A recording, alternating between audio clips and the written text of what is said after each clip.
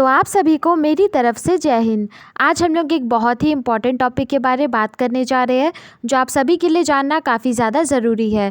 देखिए, अगर हम लोग बात करें इस टॉपिक की तो वो टॉपिक ये है, जैसे कि मान लीजिए अगर कभी पास्ट में आप कभी कंपार्टमेंटल एग्ज़ाम दिए, तो क्या आप कंपार्टमेंटल एग्ज़ाम देने के बाद जो आपके पास मार्कशीट आएगा, उस मार्कशीट के ज़रिए आगे कभी फ्यूचर में क्या आप कभी कोई गवर्नमेंट जॉब का फॉर्म अप्लाई कर सकते हैं?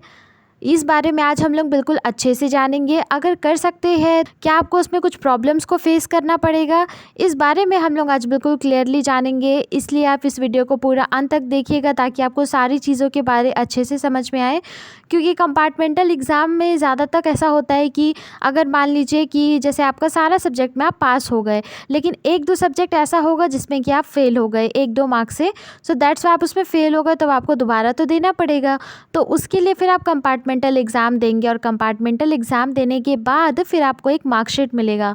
बेसिकली होता कुछ ऐसा है कि जब भी आप गवर्नमेंट जॉब का तैयारी करते हैं और उसके बाद जब आप इंटरव्यू के लिए जाते हैं, तो उन लोगों के पास ऑलरेडी बहुत सारा आपका डिटेल्स पहले से मौजूद रहता है। तो बस वो डिटेल जो मौजूद रहता है, क्या आप उसके ज़रिए कभी आगे फ्यूचर में जज होंगे या फिर नहीं, इन सब चीज़ों के बारे हम लोग बिल्कुल क्लियरली जानेंगे। इसलिए आप ज़रूर से इस वीडियो को पूरा देखिए ताकि आपको सारी चीज़ों के बारे अच्छे से समझ में आए। और अगर आप चैनल पे नए हैं तो सब्सक्राइब करना मत भूलिएगा। सब्सक्राइब और लाइक ज़रूर से कर दीजिएगा। तो अब हम लोग बढ़ते हैं आगे।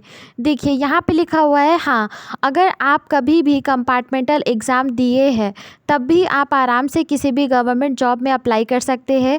किसी भी जॉब को पाने के लिए उस जॉब के सारे रिक्वायरमेंट को पूरा करना होता है, उसके बाद फिर जॉब कंफर्म हो जाता है। ठीक है, बिल्कुल सही बात है। जैसे कि देखिए, अगर आप किसी भी गवर्नमेंट जॉब का तैयारी कर रहे हैं, गवर्नमेंट जॉब का तैयारी में आपसे उस चीज़ का मार्कशीट मांगा जाएगा। ठीक है, जैसे कि 10th का, अगर 10th के बेसिस पे आप तैयारी कर रहे हैं तो उस चीज़ का आपका सारा का सारा मार्कशीट मांगा जाएगा, जो भी है सारा चीज़ डिटेल आपसे मांगा जाएगा।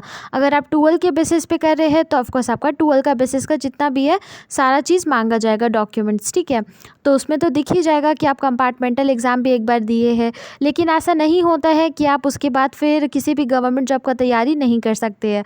आप आराम से गवर्नमेंट जॉब का तैयारी कर सकते हैं, चाहे वो रेलवे हो, एसएससी हो या फिर कुछ भी हो। बस आप पास होने चाहिए, दूसरी बार ही सही। अगर आप पास है तो यस, आपके लिए वो बहुत अच्छा है। ठीक है, उसमें कोई भी आपको दिक्कत नहीं होगा। दूसरी बात तो ये है कि सबसे इम्पॉर्टेंट बात यहाँ पे ये है कि किसी भी जॉब को पाने के लिए, जैसे कि अगर हम लोग एसएससी की अगर बात करें तो उसका रिक्वायरमेंट क्या होता है, जैसे कि आपका 18 ईयर्स होना चाहिए।